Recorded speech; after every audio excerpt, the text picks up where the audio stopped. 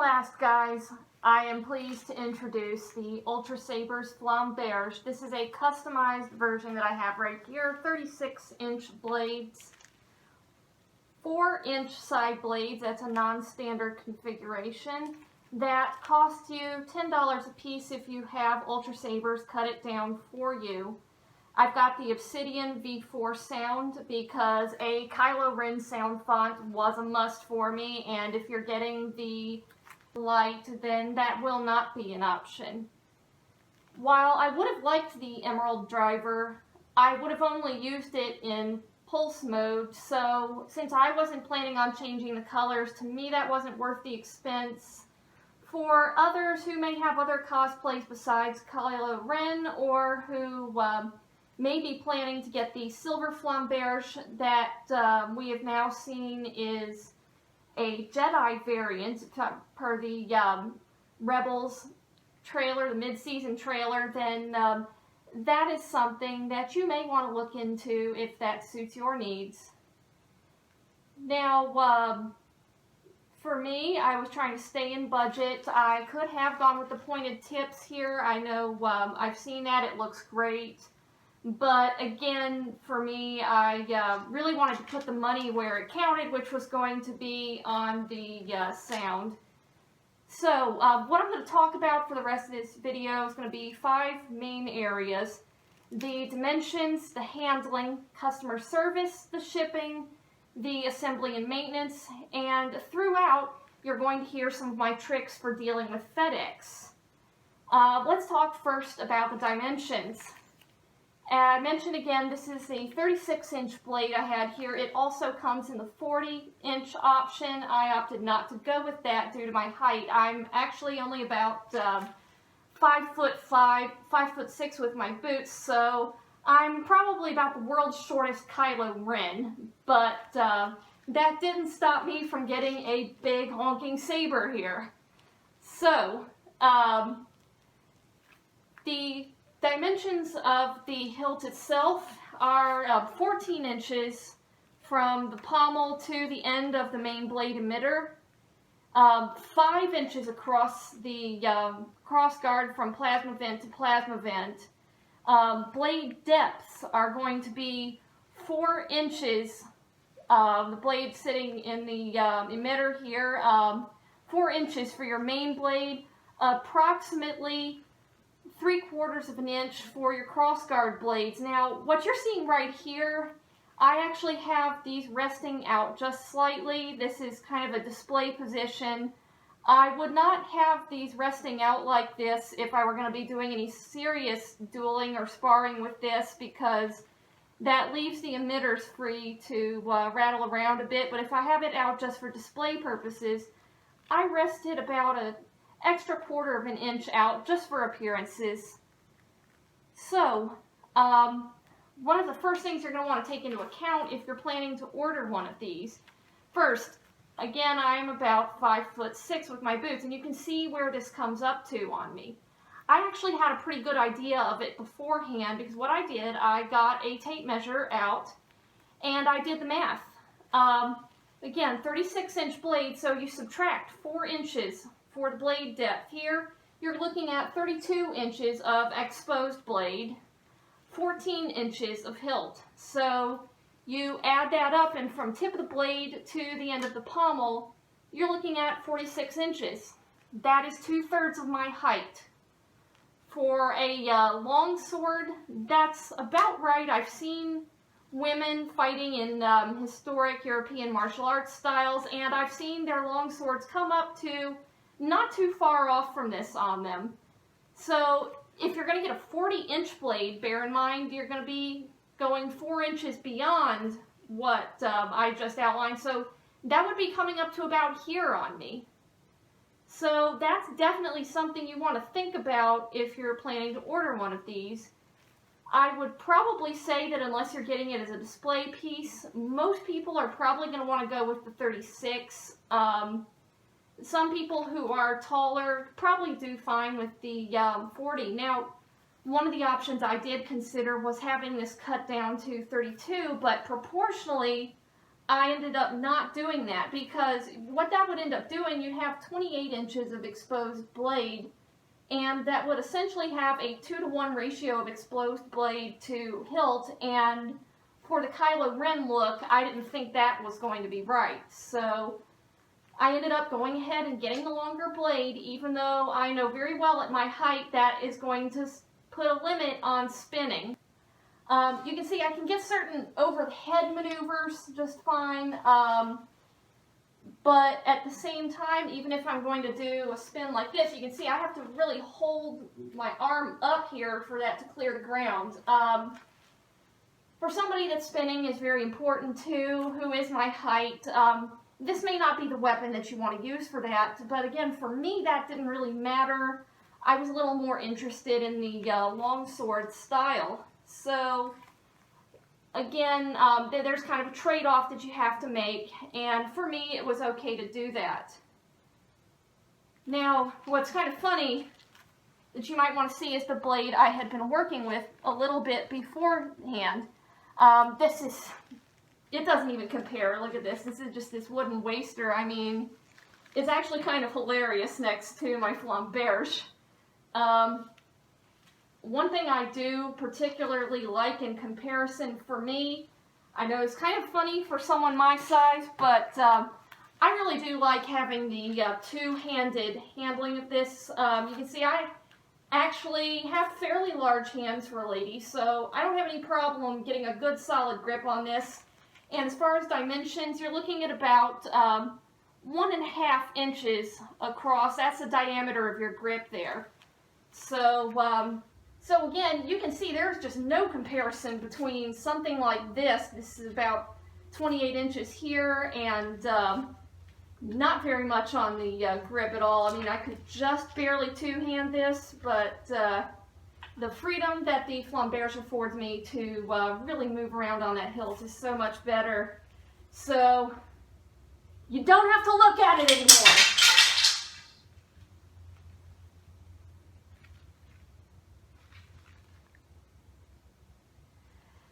Now I'm going to talk about the different varieties of hilts that you can get. Now this is actually something I've customized here. This was originally the solid black standard Flamberge. I took some model paint and painted around this to do some weathering. Kind of looked like I'd scorched the plasma vents, maybe, done a little, shall we say, percussive maintenance on it. You know, it doesn't work. You know, you can just picture Ren smacking the thing until the blade comes out. So, for me, I would say my reaction when I first saw this hilt, before I did any of the modifications, just the plain black, I personally, it wasn't to my taste, but I knew that I was going to be doing the modifications on it, and if you are, it's going to give you a really great blank canvas to work with. There are some other options that are going to have some detailing right in this area below the power button, some going around the plasma vents and some other areas, some silver detailing.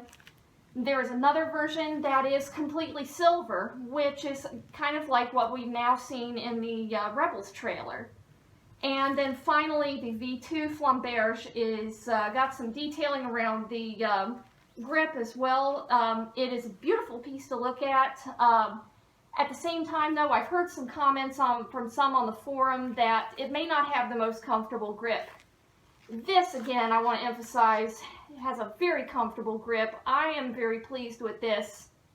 So, I'm happy with what I got for what I was setting out to do.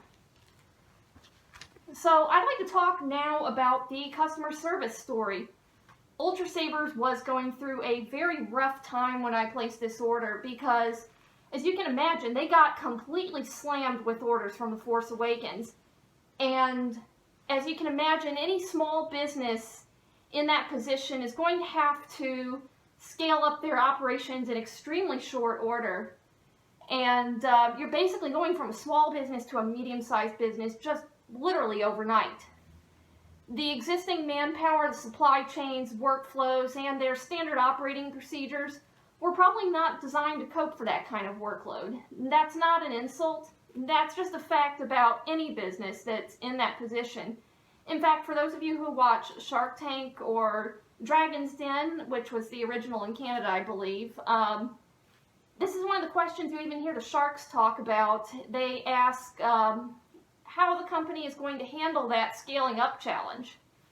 Well, as you would expect, there were some hiccups along the way, but I knew that, and I knew that was going to happen going in. So, I mean, it's just kind of inevitable. So, I was of a mind already to be patient, and I have to tell you, the customer service that I got from Corey, hi Corey, Kylo gives you a shout out here. You are welcome to come join the first order anytime. Though we're definitely going to let you have some vacation before you board the finalizer, because we know you've been working your butt off, and I've seen the evidence of it. Far as Corey goes, I would get responses on weekends, I would get responses early in the morning, late at night. I mean, they really seem to be going 24/7. I think some of that has gotten a little better now, partly as some of the orders have tapered off a little bit, but also I think there's been some added staffing since then, so I got to imagine that's a relief. Corey, please take a vacation. Emery, please let him have one, because he has absolutely earned it. Corey was fantastic. We talked over the options for my order from the beginning to the end, since I knew I was going to be doing some customization. So let's talk about that. As I mentioned before, the customization on the side blades, you're looking at what I was quoted, and again, that could always change depending on the circumstances, but what I was quoted was $10 a piece to have the cutting done for me. And on top of that, what was really cool was UltraSabers actually sent me a spare side blade, which I thought was extremely nice, considering if something were to happen to that I would be kind of out a custom blade. So that's really nice that they actually just threw in a backup. I thought that was a really nice move on their part. Now, I knew in advance that my charger was going to be a different one from the one that was being advertised on the website at the time, because I've been on the forum, and that was just something I was aware of. But that was something that I think maybe there could have been a different way of communicating that earlier. I think that the website could have been updated a little bit sooner, made a little more dynamic to update for stockouts and changes in inventory. That was something that they added on over time, so your experience now is going to be a little bit different than the way I ordered it. But I've had a little bit of experience with website design way back when, very simple HTML. I have a bit of an idea what goes on for more complicated things, and I know that those kinds of adjustments, they're not as easy as you might think they are, so they're kind of, again, they're talking about having to devise new systems to deal with the sudden run-up in orders. So they've done that since then, and I really appreciate just the signs of change and growth and progress that I've seen even since the time I ordered my saber. So I did also want to touch on one other thing that occurred during the ordering process. For some reason, my main blade never shipped. I know sometimes with some of these large sabers that some of the cross guards at times, the main blade will ship separately. I've heard of that happening with the Renegade. I don't think that's quite normal for the Flamberge, but for some reason that main blade just didn't ship. I was pretty sure I had an issue when my package went through the hub, got dim-weighted, and I did not see a second package associated with that tracking number on FedEx, because the proper way to do that is to go in on FedEx.com and you tell it it's a 2-piece shipment. It'll let you enter the dimensions of both pieces. So I could tell right off the bat that something wasn't quite right. And so I gave FedEx a call. They were not able to find a second package. And so that's when I knew, okay, either I wasn't sent a second tracking number or that main blade didn't ship. Just to give you a hint, guys, the way I knew that is if you've done FedEx Express, your package is going to be weighed and measured as it goes through the Memphis Super Hub, And that's when you'll actually see the true dimensions of your package, once you've had that scan in Memphis. So that can be a real good clue to you. It's a good time for you to check your order, is right after that scan. So you can kind of see a similar thing with ground when it goes through the regional terminal. I'm a little less familiar with how that operates, but that's kind of a little tip for you if you're kind of curious about the status of your order. One other thing though, I'm going to tell you, this is just my preference from my dealings with FedEx in the past. I realize it's expensive, but I'm going to tell you to please bite the bullet, go for the 2-day shipping, go for express, because your package is going to be touched fewer times. It means that there's a little less probability of damage. That does not mean it can't still be damaged. I can tell you, FedEx tried for mine. They definitely tried for my hilt. But the thing had been packed within an inch of its life, so even though the bottom of the box got crushed in, everything was just fine. But I'm just going to tell you, bite the bullet if you're going to go FedEx and go for the 2-day shipping. It is worth it. Oh, and one other tip, too, if you do have to call FedEx for any reason, when you call that 1-800-GO-FedEx number, I'm just going to recommend what you do, you just say representative until it finally is just going to give up and ask you, is the package international or not? Tell it yes or no according to your circumstance, and it will cut you through to a live person. You won't have to deal with any of the craziness of the phone menu. So anyways,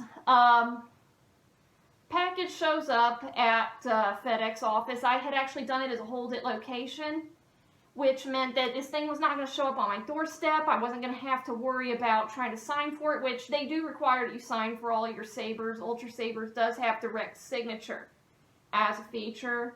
So I didn't want to have to worry about that while I was at work, which, again, what I did was hold it location. And just excuse me, I'm going to circle around just a little bit and explain to you guys how you can do hold it location, because some of you may be wondering how you have that option. You'll notice on the UltraSabers site there is the thing saying that if you're paying by your credit card, you can only ship it to the billing address of your credit card. That's fraud prevention, and that's going to be true for your first order. But that said, if you are paying via PayPal, you have more options, even on your first order. So that's what I did. I happen to like PayPal anyway. So that's the way I went. I used PayPal, and I entered in the address of a FedEx office in my local area that I wanted to pick up from. And so that meant, again, no messing with having to sign for it, having to think that maybe a courier might leave it on the doorstep even though they're not supposed to, so forth. So anyways, I go to pick up the package, and sure enough, it's just the one package. I had the hilt, the crossguard blades, and the charger, Allen wrench, and so forth, all in there. Like I said, packed within an inch of their life. They were not going to be taking any kind of damage, because, I mean, it was bubble wrapped to oblivion. It was full of packing peanuts, and I mean, I hate those things when they explode out of a box, but my saber hilt sure loved them. So UltraSabers, you know what you're doing with packing, and I say that as somebody who has worked in the shipping and logistics area, who has worked with getting packages prepared to go, and I really got to hand it to you. Good job with that. So when I found out that the main blade hadn't shipped, I emailed Corey, and he was really great about getting that shipped out to me. In fact, I had even decided that I wanted a spare blade, and I had placed that order separately, and I managed to catch him before that order went out. And when I mentioned that I had the other order for the second blade, he actually threw that in there to make sure that there wasn't going to be a second box, and they both arrived together. Now, I know I've touched on this before, but again, I want to say the packing was excellent. And I saw something really creative on that blade shipment that I have not really seen outside of the shipping and logistics field where I used to work before. You've probably seen the standard FedEx tube, you know, triangular package, stands about 4 feet, something like that. And you might think this is crazy when you first see it. What they had done was they took the blades, they got them stuck together, they got a little bit of bubble wrap. It was probably about 6 inches tall like this. They had it wrapped all around the blades to where it had them suspended in the package, and there was nothing else anywhere in that package. Now you're probably going to be thinking, that's nuts, that's unprotected. And I'm going to tell you what, that's not true. Because the way this really works is that anytime that you have packing material up against the box between the item that you're shipping and the box, yes, you have some absorption from the bubble wrap or from whatever material it is, but say this right here is the wall of the package. If this takes a hit from whatever it is, whether it be the bumpers in the hub, whether it be another package, or it just gets jostled on the road or something like that, this takes a hit. That force is going to transmit straight through to whatever you're shipping. So we actually used to do this in my old job. We had these kind of carton-like deals. Some of you may have seen stuff like this on other things you order, that would suspend the item kind of in the middle of the package so that there's very little touching it. Because in these other areas where it's suspended, that box gets hit, you've got this cushion of air right here, and it's not going to go through. That force is not going to go through unless it hits in that very particular area where the packaging material suspending the item is. So, I mean, when I saw this, I was just like, I was blown away, because I have seen so many cruddy packing jobs on Amazon. I have seen it from every other retailer, things that I would have considered completely unacceptable in my old job. But what showed up to me with that blade was a work of genius right there. So, I gotta say it, UltraSabers, you guys know how to pack a package. And that's not something I hand out very easily. So, once we got everything, once I got all the pieces here, it was assembly time. Now, some of you may have heard this already on the forums. I'm going to tell you the crossguard blades are going to be pretty easy to get in. That main blade, that will be a challenge because of the way that the, kind of the way that this ring right here, you can see this, that ring has to kind of deal with these plasma emitters. You're only going to ever have 2 screws exposed at a time where you can manipulate them. And on top of that, the thing is stubborn. The thing is really stubborn. But if I can do it, trust me, you guys can do it. I want to show you, though, something before you start actually doing the assembly. This diagram that UltraSabers sends with your Flamberge, pay attention to this. There are some places that you can unscrew, and there's a place right here that is pretty much called death to warranty. You mess with this, it will mess up your wiring. Do not touch it. So make sure that you're careful with how you do that. I was fortunate that everything worked out for me, but just pay attention to that. The other thing that I want to note when it comes to the disassembly is going to be the batteries. They've changed battery vendors, and what I've noticed is the batteries go in there really tight. Really, really tight. And what I ended up using to take care of that, to get that out of there, I used a guitar pick. Please, do not do what I did the first 2 times that I took the batteries out of that saber. I used an X-Acto knife. Yeah. Pretty crazy. There are, oh, so many reasons not to have a sharp object near the lithium-ion batteries. So many reasons. Yes, I was a little bit crazy there. Don't do it. And even if you're you're going to use a guitar pick, do watch where you put that, because there's a couple wires. There's like a red one and a very difficult to see black one that run under each of the batteries, and you don't want to go pulling those up. I've been fine with that, but you'll want to watch that. Now, the last piece I want to mention is the Obsidian soundboard. Again, I had read on the forums, and I knew that there were going to be some likely equipment issues if you don't have the right kind of USB cable. I actually went out and got a USB hub so that I would be prepared. I had one that was kind of a universal hub. I could plug up any kind of USB device, because what you really want is USB 2.0 to try to connect with your laptop. So once I'd done that, I was able to get it to connect. Sometimes you got to take it out and in a couple times to get it to catch. Sometimes it's more than a couple times, but I promise you, it's going to work eventually. So, overall, I am very pleased with my UltraSabers experience. I absolutely would go with UltraSabers again if I was going to get another saber. Again, thank you very much to Corey. Thank you very much to all the UltraSabers staff that were involved in making my dream of being able to transform into Kylo Ren into a reality.